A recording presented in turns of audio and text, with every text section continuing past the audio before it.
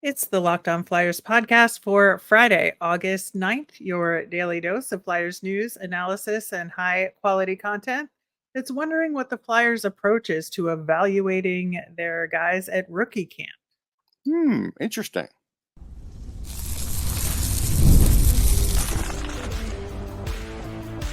Your Locked On Flyers, your daily podcast on the Philadelphia Flyers. Part of the Locked On Podcast Network. Your team every day.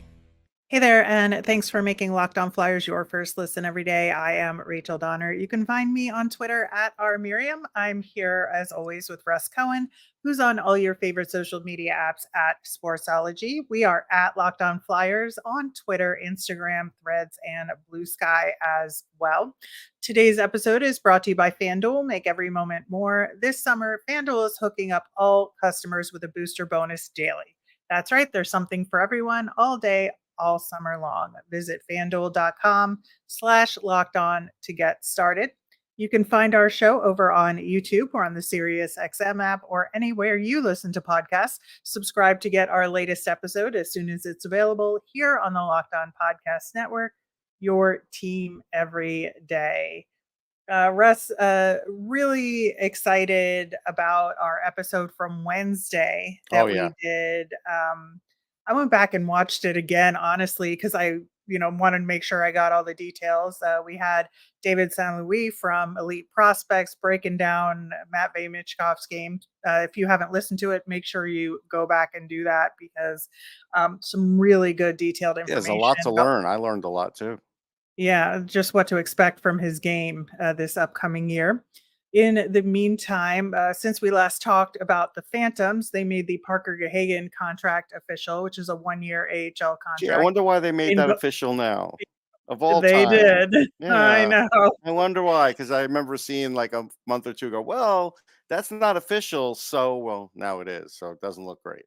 Yeah. So we'll see what happens with this goaltending carousel in the prospect level. In the meantime, obviously the next thing on the Flyers calendar is going to be rookie camp in September. And, it's a month away, over a month away at this point. But one thing that we have not seen is any announcement around a rookie camp game series. We've had them with the New York Rangers over the past couple of years, a split squad thing where there was maybe one in New York and one at Lehigh, or with the Capitals at one time. With the Capitals, we've done it, and that isn't on the schedule. If you look at the preseason schedule announcement, all they have are the preseason games that start in main camp. So the first preseason game is at the aforementioned Washington Capitals on September 22nd. Now, there will likely be a bunch of those rookies still in camp at that time. Maybe after that weekend, that's when they'll start doing those cuts and send guys back to junior or wherever, right? So I'm not saying we're not going to see some of those rookies in some of those games, but Russ, just talk about like what those rookie games that we've had in the past provide for the prospects and the Flyers for that matter in evaluating them. Yeah. So on the prospect side, it kind of lets them know where they stand next to their peers with their summer program. Like, hey, when I left the season in April or whenever you left it, now how do I rank? And it's really easy to tell because you're playing against guys your own age. You're playing against your peers. You played against these guys, but now this is your NHL teams you're on. So some of your teammates, some you're playing against, but it's very easy to gauge that. Fans really get to see these players then in a almost true game situation. I mean, the Flyers, when they had it against the Capitals, I remember there being a fight. And so, so it's close to true game conditions. And when you don't have that, it's hard when the guys play one preseason game, especially with a coach like John Tortorella. He doesn't want to see these kids in games, really. I mean, let's be real. He's let them play like one or two, and then that's it. They're gone. And so this is a way that if you do have that approach, you could at least let them play in real game situations. And that is good for the coaching staff too. It's good for everybody It's really good for the fans. I understand they're not big money makers, but you're having these kids come to you anyhow. So you might as well let them compete at what could be the highest level for them rather than just scrimmaging in camp and doing more drills. They did all those in dev camp anyhow. Yeah, and I think obviously rookie camp is an extension of dev camp Mhm. in a lot of ways to see, okay, we sent you off. What did you learn? What have you improved on? So, like to your point, it is a really good benchmark. It's an opportunity to see these guys against other people besides each other, which can get like a little repetitive or it's hard to gauge, right? So seeing them in competition against other people is good. And I think it gives the player development staff more data to tell these players, okay, here's what you need to work on when they follow up with them, when they go back to their other teams. It gives them just additional data, which is extremely important. Now, they're going to get that data in rookie camp to some degree, but they're not going to get it without, those specific rookie challenge games. And Right. there are other ones all around the league. Almost like the vast majority of teams have something to play in. So there was one in Traverse City in Michigan that has slowly petered away. Right now, all that's left is Detroit and Dallas. So I think they're going to do a similar series to what the Flyers and Rangers or the Flyers and Caps have done. But Toronto bailed 2 years ago. Columbus bailed this year. So Columbus is actually moving over to the Buffalo one, which I think, the Buffalo one and the California ones are the two premier. Those are the two best ones. Yeah. So in Buffalo, they've got the Bruins, Pens, Columbus, Ottawa, and the Devils. I mean, that is some healthy competition. They It each is. play 3 games, and they get to mix it up. And I mean, don't you want to know as an organization kind of where you rank next to some of these teams that are in your division? Like, I think it's a yeah. great opportunity to know that. You can't do everything in the bubble. Like, just, I don't think that works out great. So I think these are great investments because I don't think you could ever get those kinds of conditions in camp. Those kinds of game conditions, you can't create them in camp. It's very hard. The animosity is not there. Once you're playing like Devils against Capitals and your organization may dislike the other organization or some of the players do, and you've kind of felt that at the NHL level, well, then they carry that forward on these games. That's why when we used to see the Flyers and Capitals and Flyers and Rangers, there was a certain amount of, dislike there. And that's good. Yeah. You get the best And out of your I think players that way.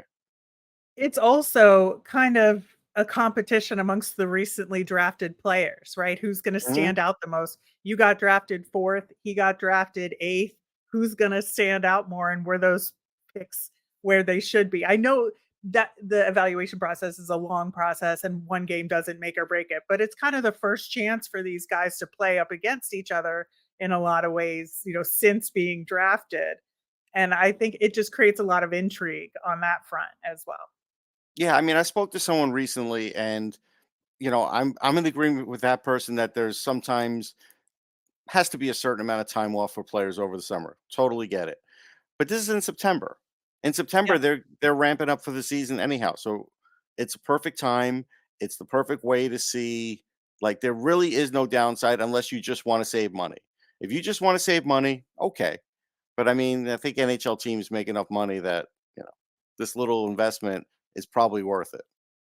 Yeah, and especially when they're in smaller rinks, Hmm. the Young Stars Classic, which is the Western Canadian teams, they're holding that in Penticton in British Hmm. Columbia. So it doesn't cost as much to No, operate in a smaller rink like that. The big California one, man, like it's going to be great for these teams. You've got the Sharks, Vegas, Utah, Colorado, Anaheim, Seattle, and the Kings. I mean, fantastic. super fun. So we've gotten to the point where there's one rookie showcase that took place last year that I have not seen a 2024 announcement for, and that's the Southeast one with Yeah. Carolina, the Panthers, the Preds, and Tampa Bay. So I don't know if that's happening or not. It seems like not. But then that's like the one group of teams left really that hasn't announced anything except for the Flyers and a few other teams. We are going to talk about those other teams and what we think the Flyers should be doing and how it might look coming up next. Passion, drive, and patience, the formula for winning championships, is also what keeps your ride or die alive. eBay Motors has everything you need to maintain your vehicle and level it up to peak performance: superchargers, roof racks, exhaust kits, LED headlights, and more. Whether you're into speed, power, or style, eBay Motors has you covered. With over 122 million parts for your number one ride or die, you'll always find exactly what you're looking for. And with eBay Guaranteed Fit, your part is guaranteed to fit your ride every time or your money back. Because with eBay Motors, you're burning rubber, not cash. With all the parts you need at the prices you want, it's easy to make your car the MVP and bring home huge wins. Keep your ride or die alive at ebaymotors.com. Eligible items only, exclusions apply. eBay Guaranteed Fit only available to U.S. customers. Thanks for making Locked On Flyers your first listen every day. For your second listen, enjoy the Locked On NHL podcast. Locked On NHL provides you with a national perspective on all things NHL each and every day, with national experts and local insight on every team in the league. And you can find me there each and every Friday. Available on YouTube or wherever you get your podcasts, part of the Locked On Podcast Network, your team every day. We will get to our poll results from this week's look at the Flyers prospects who stood out at the World Junior Summer Showcase, which one we think will make the Flyers first. So we'll have a new poll next week. We'll be excited to bring that to you as well. So now that we've kind of looked at the lay of the land, right, in terms of what rookie camp should be and how we evaluate players, there's tournaments all around the league. Except for that Southeast tournament that I mentioned, the other remaining teams that, to my knowledge, have nothing going on are the Rangers, the Islanders, and the Capitals. Two of those three teams we've talked about the Flyers having series with in the past. Seems like a logical group of teams to have a rookie tournament, Russ. It really does. I mean, it's just tailor-made. All you have to do is find a rink. I mean, Voorhees is fine. You want to do Voorhees? Fine. You want to do something else? Fine. I mean, they're all close. It's a short bus ride away. It's made for it. And and to get into the, little particulars about it, this is something you could put Matvei Michkov in so you could help ramp him up for camp. It would be very helpful for him. Now, if he's the best guy in it, great. Then you see that, okay, against his age group, he's faring very well. But, if he's a little rusty in this, that's good. Let him get it out there. Let him do it, now before he's got to go up against NHLers right away in camp. It doesn't matter that he's played in the KHL. He hasn't played over here. And this would be a way to dip his toe into the water. I think it's a guaranteed way to, for one thing, Flyers fans, wherever he's playing, would all show up. They would clog the arena. Like it's obvious. So I wouldn't even worry about money aspect of it, because those games would be sold out. Yeah, and they could make bank on Michkov merchandise too. Oh my God. If they just printed up a bunch of Michkov jerseys, even without having the jerseys, they could sell out probably 1,000 of them real easy. Yeah. So I think just having a tournament like this would make a ton of sense. You could even do it in the New York area. You could do it in the DC any of those area. areas. Yeah. It does not matter. And it really kind of bothers me that there isn't one this year, because it really does give you a chance to see these guys and evaluate them and have that benchmark going into this season and say, okay, I remember them from the rookie showcase. How do they compare at Dev Camp next year? It's nice for those fans to see these players. You would have a guy like Denver Barkey getting a chance to take the ice with Michkov, which is nice because he's not going to get the opportunity to do that otherwise, not for a while. You know what I mean? Those kinds of things are big moments. Right. And who of these young prospects, to your point, has chemistry? Where can we start thinking about the future of this team and who potentially could be line mates in the future, who could be defensive pairings in the future? They could get to know. I mean, Michkov doesn't know any of these guys. Yeah. It's a way for him to get to know all of them. Yeah, I think it's crucial. Now, he'll get to know them at rookie camp. That's for sure. Well, I mean, we don't know. I mean, we don't know if they're going to have him in rookie camp or main camp. Like, I can't guarantee he's going to be in rookie camp until I hear it's announced. So I can't go there yet. Yeah, I think that he will get to know them regardless of if he's Yeah, he'll on the get ice to know with him them off or the not. ice, but he won't be playing with him Yeah, on the ice. Well, he might not be. We don't know. we don't. But I think that, you look at what you could gain from this. It's just a crucial element to rookie camp that is missing here. And I think that, the Rangers and the Capitals in particular, and I would say maybe even I would put the Capitals at the top of my list for sure in terms of the prospects that they Yeah. have and the rookies that they have in their system. I want to see the Flyers go head to head with Yeah. the You Capitals wanna see how they prospects. stand up. I just think that they have such a really strong depth And to this would be better their. for the goalies. This would be way better for Bjarnason than what he put up with in dev camp, which was Oh my still god, unfair. I mean, it just was unfair. so unfair. Um, yeesh. Yeah, they just have, like, a really good, Ryan Leonard, who we talked about extensively last year for the draft. They Yeah, have you have Cole him and Mitchkov Hudson. on the ice at the same time. Woof. Oh my god. So, yeah, I think that it would be a really good opportunity for all these teams, and I think that, Russ, you can speak a little bit more to the prospect evaluation side of it here, and what, like, how do you exactly benchmark in these games when they're not 100%, but but they tell you a lot, right? Right. I mean, so as an example, let's say Washington's got a top line with Leonard, the Flyers have a top line with Mitchkov. Yeah, I want to see them out against each other. I want to see how they operate. I want to see if Leonard is that strong and can body Mitchkov off the puck like he can other players. I want to see if Mitchkov can get past some of their defensemen, and they have some good ones. I want to see those things. You want to see Leonard against the Flyers young D that Mhm. they have now, and see like him against Gill and stuff. You could check how the physical battle goes with that. Those things are important because you can kind of check those off and say, and you even go back to the player and say, hey, look, remember with that, this is really what we're talking about. That situation is not really going to come up in camp. Like if it's just like an in-game play thing that they're not going to spot, but you could spot it in the game, and if you see it more than a few times, you could correct it. To me, those are things that are just invaluable. Right. So, if you're the Flyers, we don't have this next year. How do we plan ahead to make sure that we have these things moving forward, especially if we have the number of draft picks for next year? If, let's say the Flyers only trade away one or two of those picks, to gain some other asset or a player or whatnot, they still have, let's say, 7 or 8 picks Yeah. in next year's draft. Like, how do we plan ahead to make sure this happens? Yeah, you just call the teams and you say, "Are you guys interested? If you are, who's interested in hosting?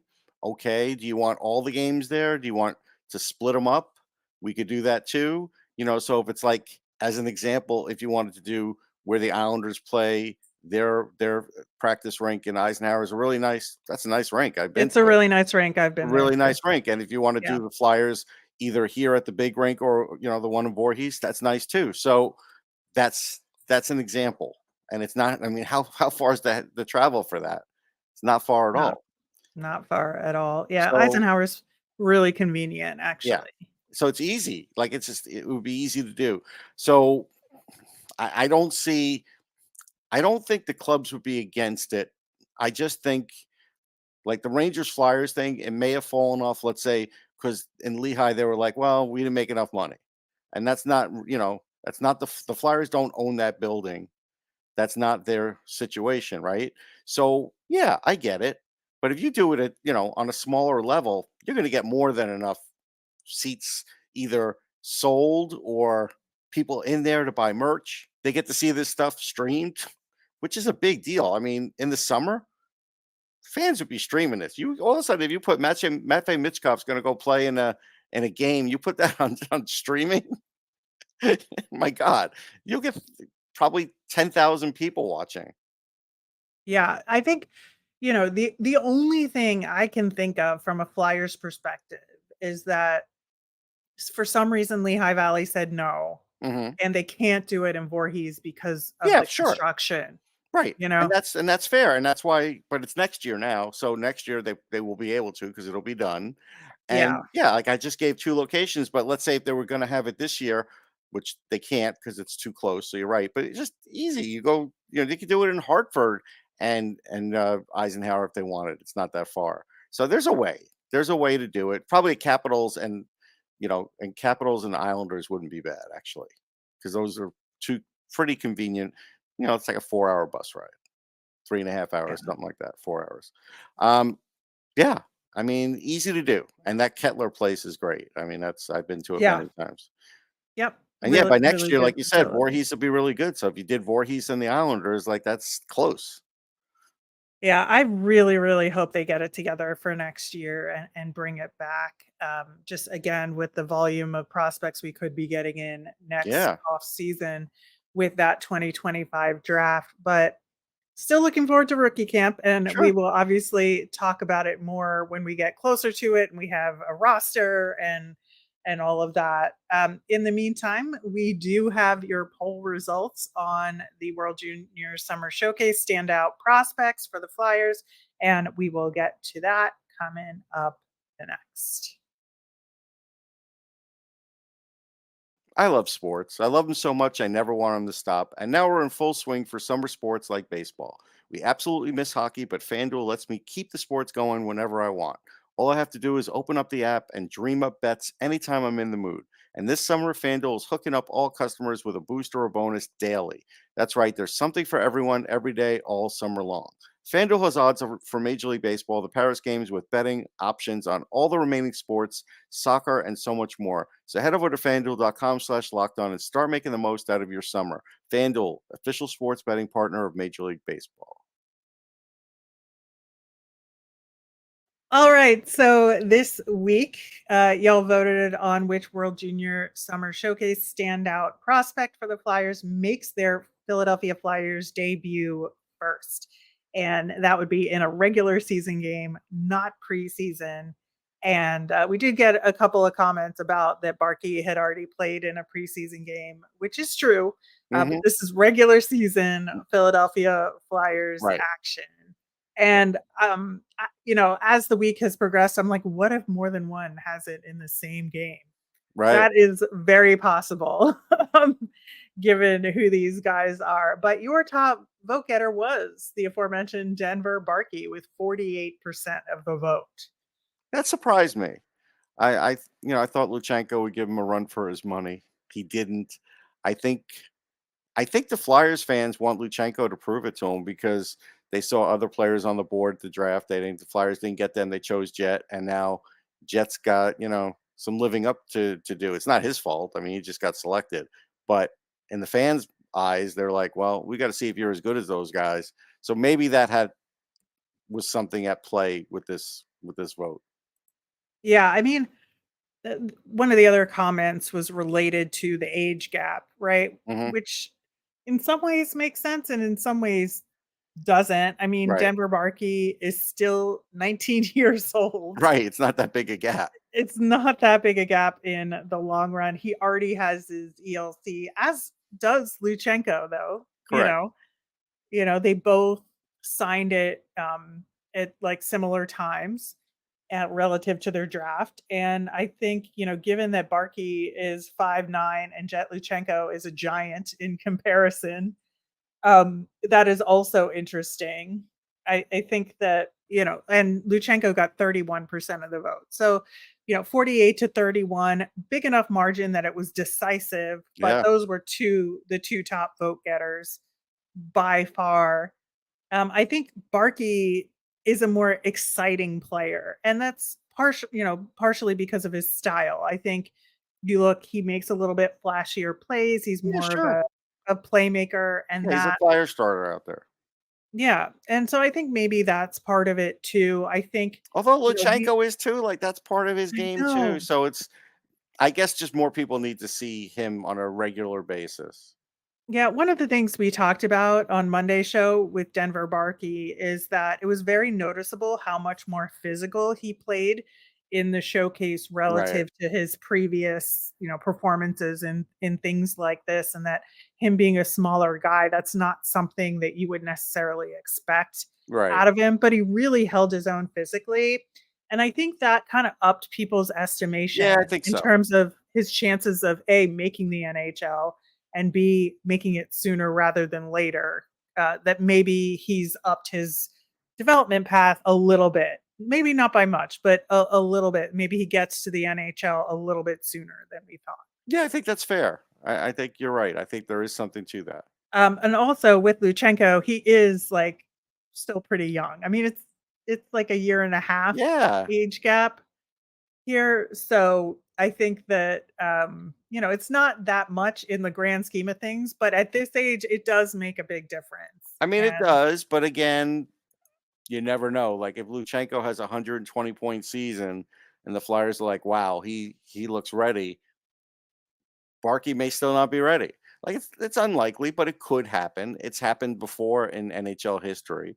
So, but they're playing the odds, Rach. That's what they're doing.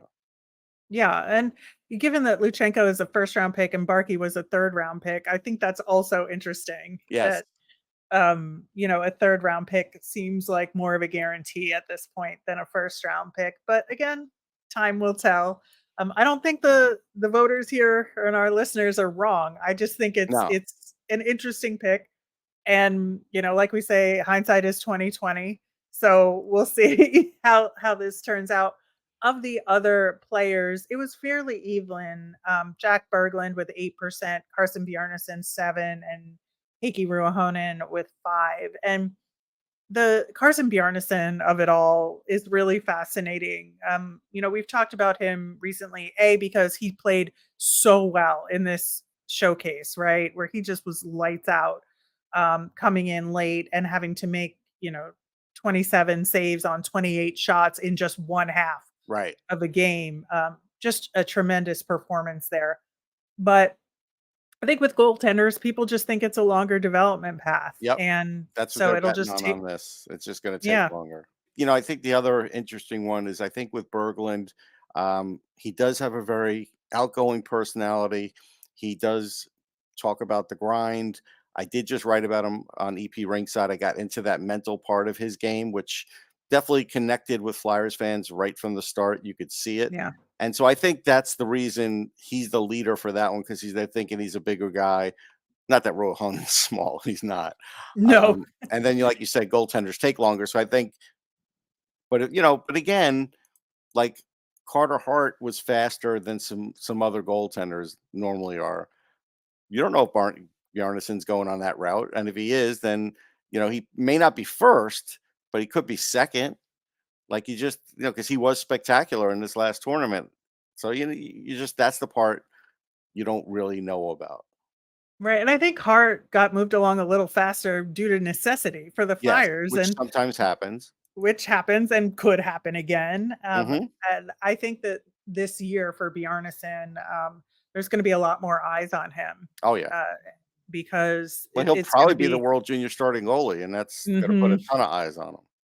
Yeah, so I think that how that tournament goes is gonna play a lot into how quickly he moves over into the Flyers system. Also, what's happening with the other Flyers goaltenders is gonna make Oh yeah, a a big difference there, and like with Carter Hart, I think Bjarnason is in a similar situation on that front. But yeah, I think Berglund, your point is a fair one. I think that there's just less known about him as a right. player. And Uh, Ruohonen, everybody has talked about him as a project, so like knowing that he was likely to come in last. yeah, yeah. All right, that was another interesting poll with some really fun and surprising results on it. We'll have another one on Monday, as well as our nemesis of the week. And as a reminder, we always want to hear from you. So if you've got mailbag questions, send them in via Twitter at Locked On Flyers. You can email us at lockedonflyers@gmail.com or comment over on our YouTube channel. I'm Rachel. I'm on Twitter at rmiriam. That's RMIRIAM. I'm Russ. I'm at Sportsology, SPORTSOLOGY. Locked On has launched the first ever national sports 24/7 streaming channel on YouTube that's also available on Amazon Fire TV and the free Fire TV channels app. Locked On Sports Today is here for you 24/7, covering top sports stories of the day with local experts of Locked On, plus national shows covering every league. Find Locked On Sports Today, now available on the free Fire TV channels app. Have a great weekend, everyone.